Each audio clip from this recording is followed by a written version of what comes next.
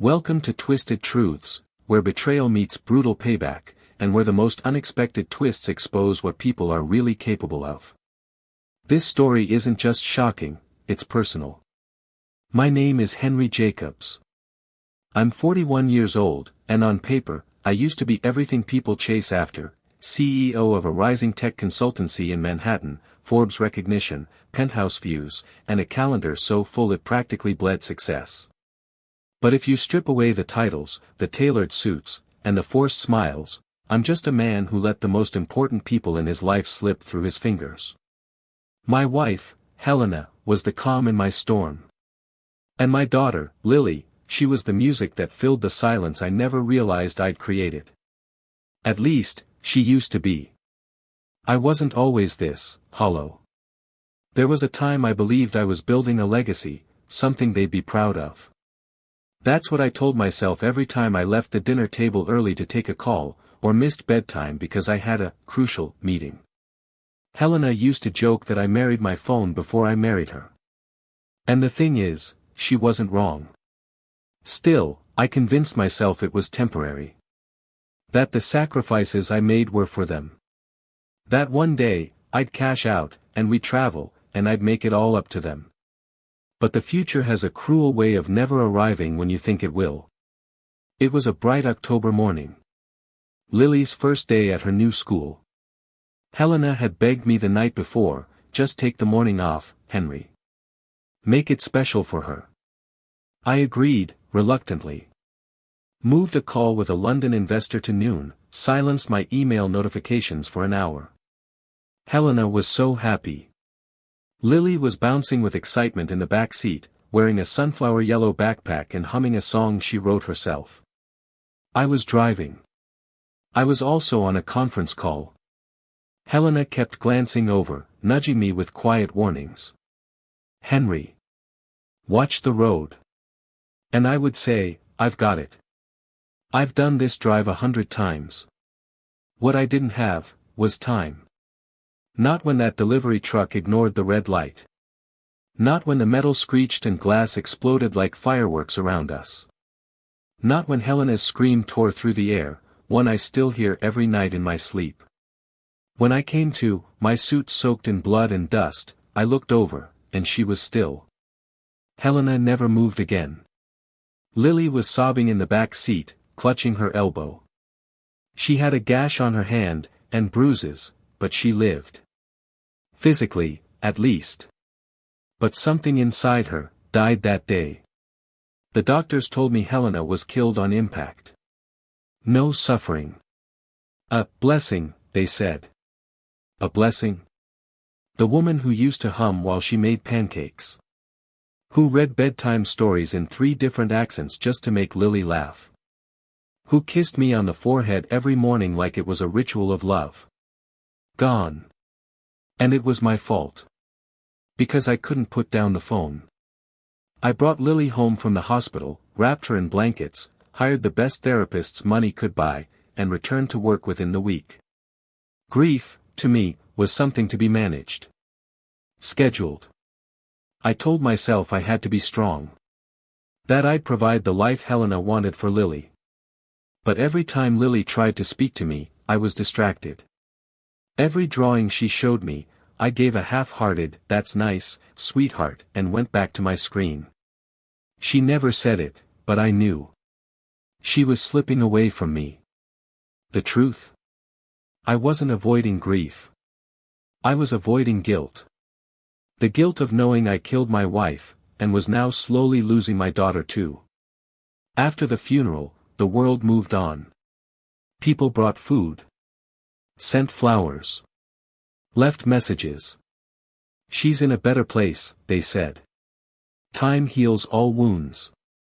But time doesn't heal guilt. It just lets you get better at hiding it. I tried to hold myself together for Lily's sake. I hired a live-in housekeeper, Miss Grace, a sweet older woman who baked too much and smelled like lavender. She adored Lily. Honestly, she did more parenting than I did those months. I'd come home late, step into a silent apartment where the only signs of life were crayon drawings taped to the fridge and Lily's sketchbook lying abandoned on the couch. She used to run to me when I came home. Now she barely looked up. I thought I was giving her space, letting her process in her own way. But I was just absent. Again. I didn't know that while I sat in boardrooms discussing user acquisition, my daughter was sitting alone at lunch. That while I was pitching to investors in LA, she was crying in the nurse's office from headaches that wouldn't go away. That while I was updating CRM pipelines and forecasting quarterly growth, my little girl, my only family, was writing notes in her sketchbook that no one would read. One night, I came home early by accident. Flight got cancelled. Grace had already tucked Lily in, but the door to her room was ajar. I peeked inside. She was asleep, the softest expression on her face, her chest rising slowly. The sketchbook was open beside her.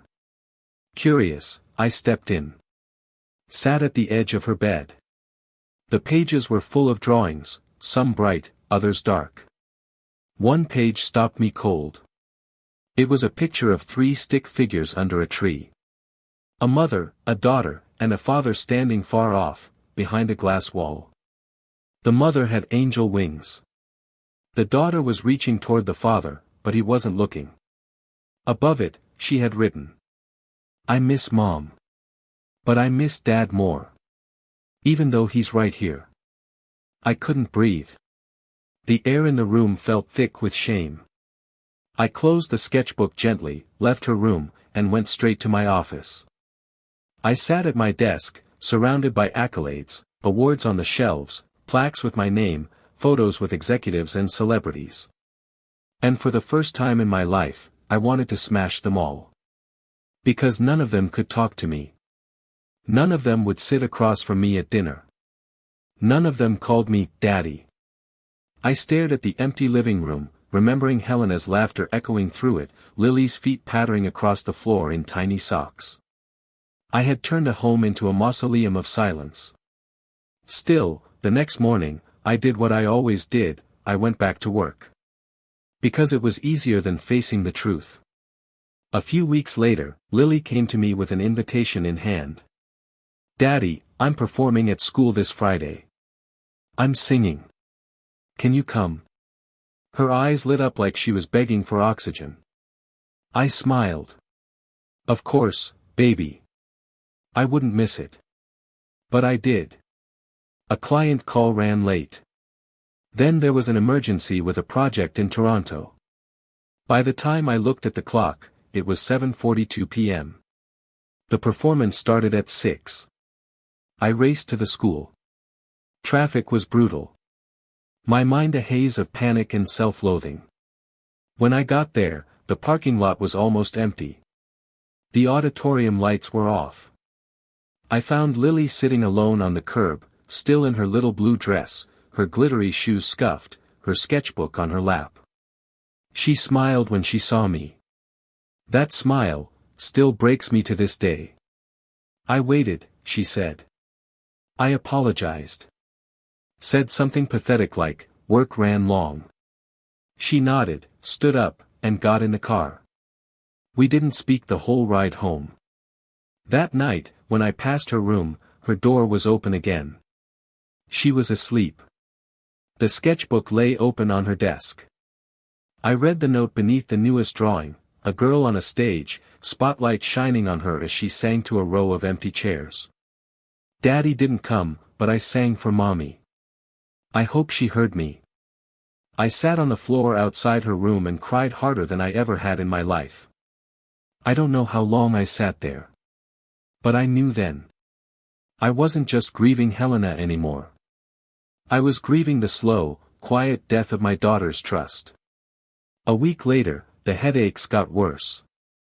Lily would wince when the lights were too bright. She'd rub her temples during dinner. I brushed it off, screen time, puberty, maybe stress. "Drink some water, kiddo," I told her. "You'll feel better." She didn't argue. She never argued. Until one morning, I got a call in the middle of a board meeting. Her school. Again. I silenced it. Then another call. And another.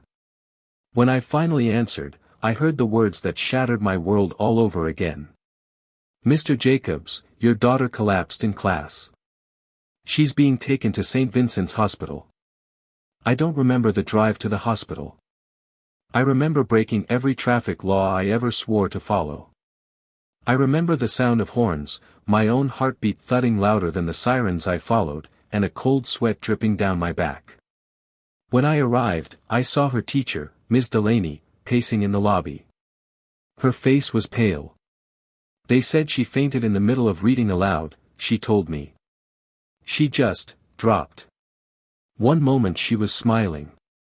The next, she was on the floor. My chest clenched so tight I could barely stand. A nurse guided me to a small private waiting room, sterile and suffocating. I waited. 10 minutes. 30. Over an hour. And then a doctor finally came in. Mid-40s, graying temples, eyes tired and grim. "Mr. Jacobs?" "Yes." "Is she?" "She's stable, for now. But we found something that concerns us." He led me into his office. On the screen was a CT scan, an image of my daughter's brain. And there it was. A dark shadow. He pointed to it calmly, methodically, as though he wasn't discussing my child's life. "This is a subdural hematoma. Likely caused by head trauma. Possibly from a previous accident." "You mentioned a car crash." I nodded, numb. "Months ago. She was in the back seat." The doctor leaned forward. "This should have been found immediately. It's been growing. Slowly. Silently. The symptoms you described, headaches, fatigue, are all red flags. I'm shocked she lasted this long without blackouts. It's a miracle, honestly." I wanted to scream.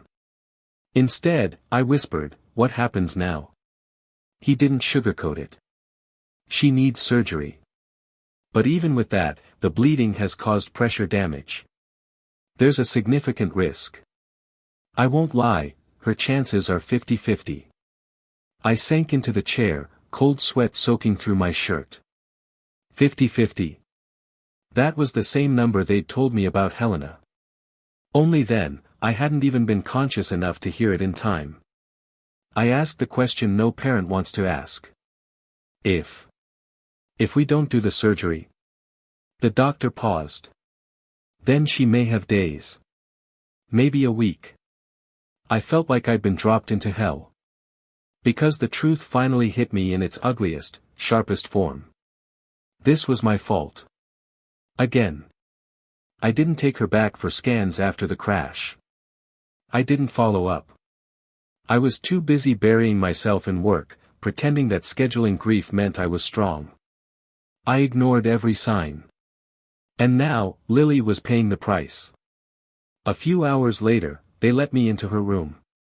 She was hooked up to wires, monitors beeping, her skin pale under the fluorescent light. She looked so small in that bed. She opened her eyes slowly and smiled, whispering, "Hey, Dad." I knelt beside her. "I'm here, sweetheart. I'm here." She reached out her hand and touched my cheek. "You look tired." I let out a laugh and a sob all at once. "You're the one in the hospital," I said, brushing her hair back. "You don't have to worry about me." She shrugged weakly. "I always do." And I broke. Right there, I confessed everything. "I should have taken you to the doctor earlier. I should have come to your performance. I should have. I should have been a better dad." Lily just smiled. "You're here now." And somehow, that made it worse. Because she wasn't angry. She wasn't bitter. She had every right to hate me, and yet she still loved me. That night, I stayed by her bedside. Ms. Grace came to visit and brought Lily her favorite stuffed cat, one she'd had since she was 3. Lily clutched it gently and whispered, "Thank you for being there, always." Grace smiled, but her eyes found mine,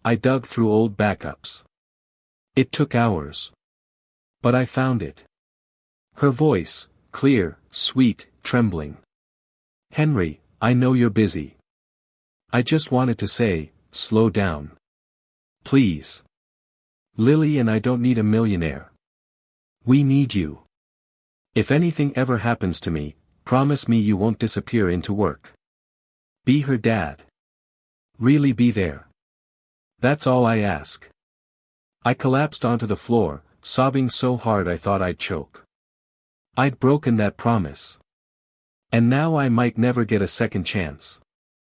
The next morning, I brought her sketchbook to the hospital.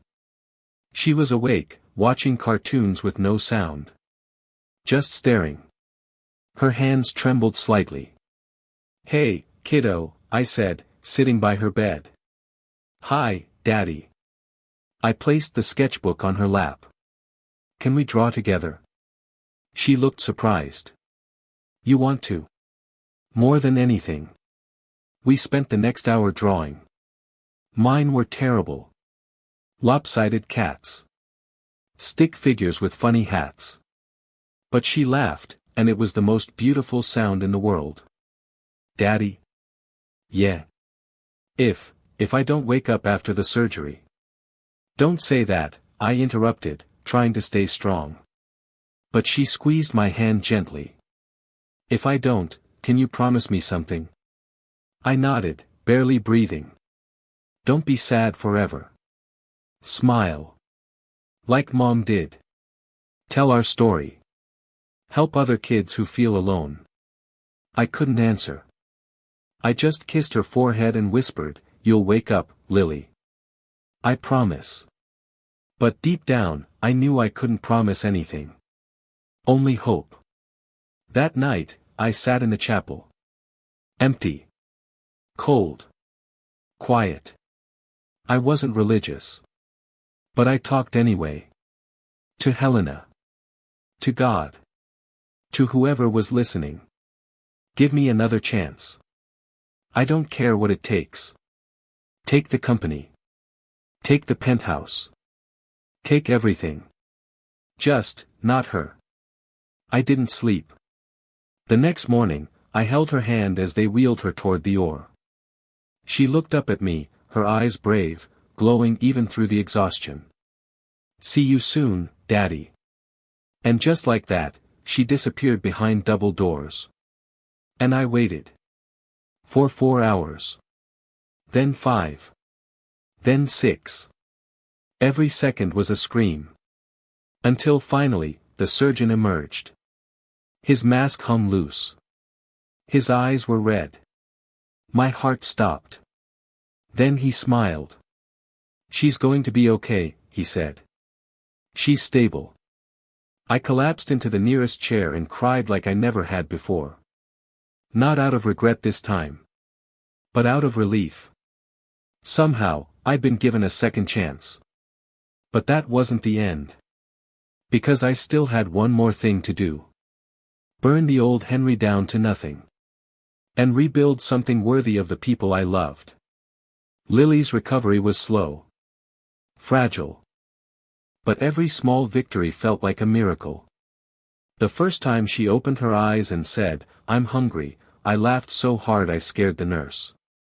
The first time she sat up without help, I clapped like an idiot, tears in my eyes. The first time she smiled, really smiled, it cracked something open in me. Like sunlight breaking through years of storm clouds. But that's the thing about healing, it isn't just about getting better. It's about becoming someone different. And I wasn't going to waste my second chance. While Lily slept, I started tearing the old world apart. First, the company. I walked into the boardroom one last time. The same room where I'd ignored dozens of calls from Helena, where I had once silenced Lily's voice because a deal couldn't wait. Not this time. I'm selling it, I told them. All of it. The room went still. Someone laughed nervously. You're kidding. No, I said. I've spent years building a legacy I never actually lived in. I'm cashing out, and I don't care if it's at a discount. One executive leaned forward. "You're walking away from a 9-figure empire, Henry." I didn't blink. I already lost my real empire. My family. There was nothing left to discuss. I sold the company. Liquidated assets. Donated the penthouse to a non-profit that shelters families fleeing domestic violence, because at least someone should live there who needed refuge, not regret. I downsized everything. Moved into a modest townhouse near the hospital. Grace came with us, not as staff, but as family. Then came the next step. The foundation. The Helena and Lily Fund went public with one mission, to help children grieving in silence. Those with parents too broken, too busy, or too blind to see them. We provided therapy. Transportation to hospitals. Covered medical costs. Set up art rooms in shelters where children could draw out their pain. But we didn't stop there. We created the Quiet Voices Project, a program to teach parents how to listen. We offered workshops in corporate buildings, churches, even prisons. We told people, don't wait until your child is in a hospital bed to hear them. And everywhere I spoke, I told our story. Not for pity. Not even for closure. But because somewhere out there, a father was missing his daughter's performance. A mother was brushing off her son's tears. A parent was saying, not now, for the 100th time, and I wanted my words to stop them cold. Every time I told it, I saw someone wipe their eyes. Sometimes it was a businessman in a tailored suit. Sometimes it was a teacher. A janitor. A teenager. And every time, I thought, maybe this time, it'll save a Lily. Lily came home after 6 weeks. We painted her new room together. She picked lavender walls and glittery star decals for the ceiling. Her laugh returned, hesitant at first, then bright as ever. One night, we sat on the porch watching the stars. "Daddy?" "Yeah." She reached into her pocket and handed me a folded page from her sketchbook. A new drawing. It showed 3 figures, her, Helena, and me, standing under a night sky full of stars. No glass wall. No distance. Just hands held tightly. Under it, she'd written, "Thank you for coming back." I pressed the page to my chest, trying to keep the tears from falling. But I didn't succeed. Because I knew, this was her revenge. Not screaming. Not silence. Not hate. But healing. And love. And the haunting knowledge that she had every reason to give up on me, but didn't. There's a point in every journey where you think the storm has passed. You look at your child laughing again. You watch her skip down the hallway, still a bit wobbly but determined, and you tell yourself, we made it. But grief and guilt are never truly gone. They just wear new disguises. Lily's health improved. Her therapy sessions continued, and she started drawing again. Bright colors returned to her pages. She even let me hang one in the living room, a little girl hugging her dad under a giant heart. She called it, the second chance. But the reversal didn't come from Lily. It came from me. One evening, about 3 months after her surgery, I was invited to speak at a corporate conference in D.C. It was meant to be a keynote, balancing ambition and family, a CEO's redemption. It sounded perfect on paper. But as I stood at the podium, I froze. Hundreds of eyes stared at me, waiting for the inspiring speech. The cautionary tale. The closure. And I couldn't do it. Because closure was a lie. "I'm not here to inspire you," I began. My voice cracked, raw and unfiltered. "I'm here to confess something that still haunts me. Something I haven't said out loud, not even to my daughter." The room went quiet. I pulled a folded note from my blazer pocket. It was the letter Lily wrote Helena. The one she hid in her sketchbook. The one where she said, maybe if I got hurt real bad, he'd notice me again. I held it up. This letter destroyed me, I said. It's not just a child's sadness. It's a scream I didn't hear until it was almost too late. I caused my wife's death because I was distracted. Then I nearly caused my daughter's because I didn't care enough to ask questions. I paused, my hands shaking. And the worst part? My daughter forgave me. That's the twist no one prepares you for. The person I failed the most, is the one who gave me the most grace. There was silence. A few gasps. Some were crying. Others just looked stunned. But I needed them to know. I tell you this not to get your sympathy, but so you don't become me. So you don't wait until your child collapses before you realize they needed you yesterday. After the speech, dozens of people approached me. One man in a navy suit gripped my hand, tears in his eyes. My son stopped talking to me last year. I thought it was just a phase. But now, I need to go home and listen. That's when I realized the truth. My story wasn't mine anymore. It was Lily's. It was Helena's. It was every overlooked child and every parent too scared or busy to see they were losing the very people they loved most. But the biggest twist happened 2 weeks later. It was a Sunday morning. I was making pancakes, badly, and Lily was humming, Somewhere Over the Rainbow, the song she once sang alone on that forgotten school stage. The doorbell rang. I wiped my hands and opened the door. It was Grace. Her face was pale. She held an envelope. "What is it?" I asked. She didn't speak, just handed it to me. Inside was a medical report. A recent scan from Lily's follow-up. And beneath it, a letter. From the surgeon. I read it once. Twice. And my knees gave out. The hematoma had not only stabilized, it had completely resolved. Not only that, the scan showed no lingering damage. No trace. Nothing. It didn't make sense. I called the doctor in a panic. He confirmed it. We have no medical explanation. It's like, it was never there. I walked into Lily's room, the paper still trembling in my hand. She looked up from her sketchbook. "You okay, Daddy?" I knelt beside her and showed her the scan. "You're healthy, sweetheart. Perfectly healthy." Her eyes lit up, but she didn't look surprised. "I know," she said softly. "How?" I asked, voice cracking. She tapped her chest gently. "Because I forgave you. And I think Mom did, too." And just like that. The biggest twist wasn't that I'd gotten a second chance.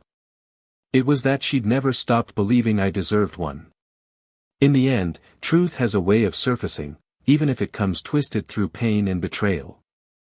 As one wise voice once said, sometimes your greatest enemy was once your closest ally. If this story struck a chord with you, let us know in the comments. And don't forget to subscribe, share, and spread the word, because justice deserves to be heard. Redemption doesn't arrive all at once. It doesn't walk through the door with a trumpet or strike like lightning. It arrives quietly, like Lily's small hand in mine as we sat in the grass at Helena's grave. A breeze rustling the trees. The soft click of her colored pencil on paper as she drew her latest picture.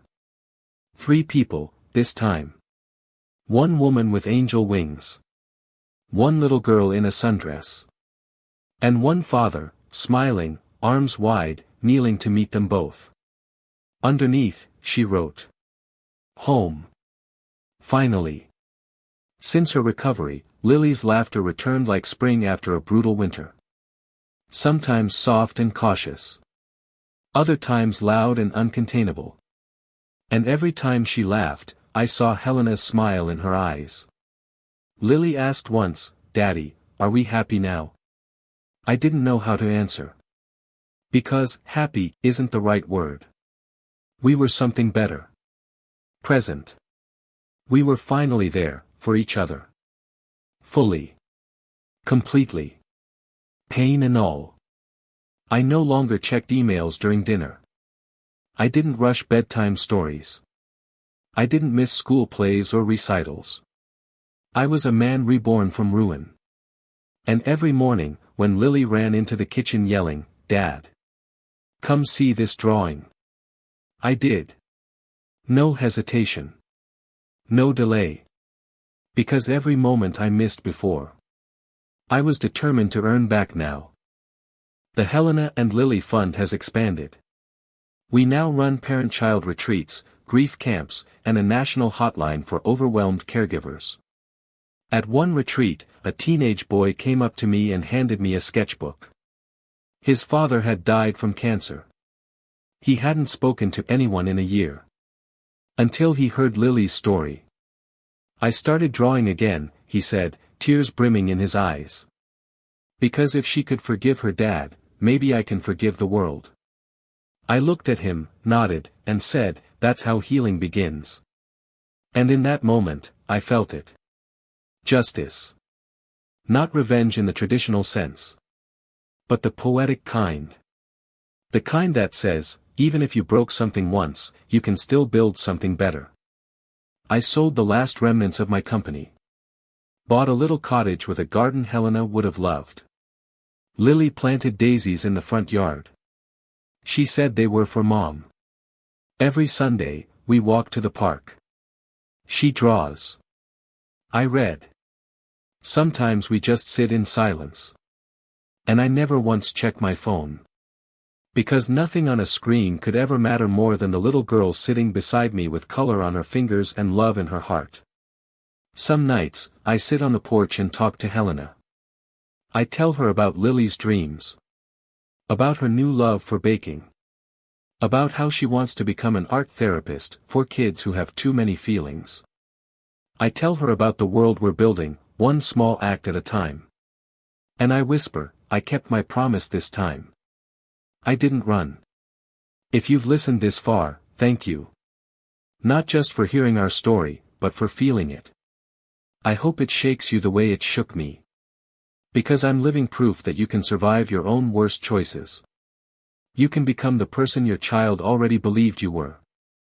You just have to stop chasing everything that doesn't matter, and start holding tight to the things that do. Like a drawing on a fridge. A song sung to an empty auditorium. Or a tiny voice that says, "I still love you, Dad." And maybe that's the real justice. Living in a way that proves you heard it.